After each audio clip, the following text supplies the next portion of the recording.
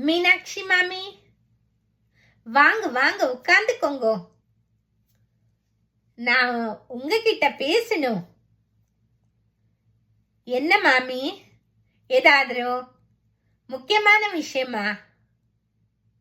ஆமா மாமி, உங்களுக்கு சொல்லியே ஆகணும்.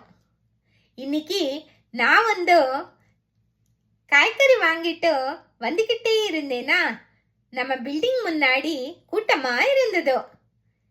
யாருக்கோ ஏதோ ஆயிடுத்தோ சொல்லி பதட்டத்திலே நான் பக்கத்துல போய் பார்த்துட்டேன். அந்த தேனு இருக்காளே, எந்த தேனு மாமி?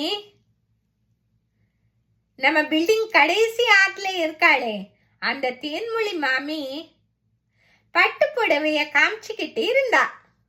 இது என்னோட ஆத்துக்காரர் வாங்கிட்டு வந்ததோ.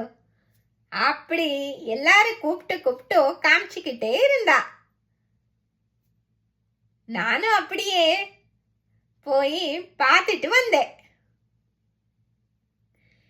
என்ன சொல்றீங்க மாமி, நிஜமா? அது அப்படியெல்லாம் இருக்காது மாமி. எதுக்குன்னா, தினமும் சாயந்தரம் ஆயிடுத்துன்னா அவ ஆத்துக்காரர் வந்த உடனே 2 பேர் பேசிக்கிறதும் எங்க ஆத்து வரைக்கும் சத்தம் கேக்குறதோ. அவ பேசுக்கிறாங்களோ சண்டை போடுறாங்களோ ஒண்ணுமே புரியல பாருங்கோ. அது அப்படி இருக்காது மாமி.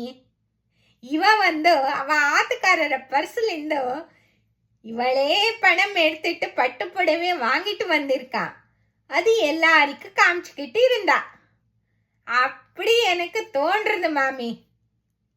ஓ அப்படியா? எனக்கு இந்த மாதிரி யோசிக்க தெரியவே இல்லையே.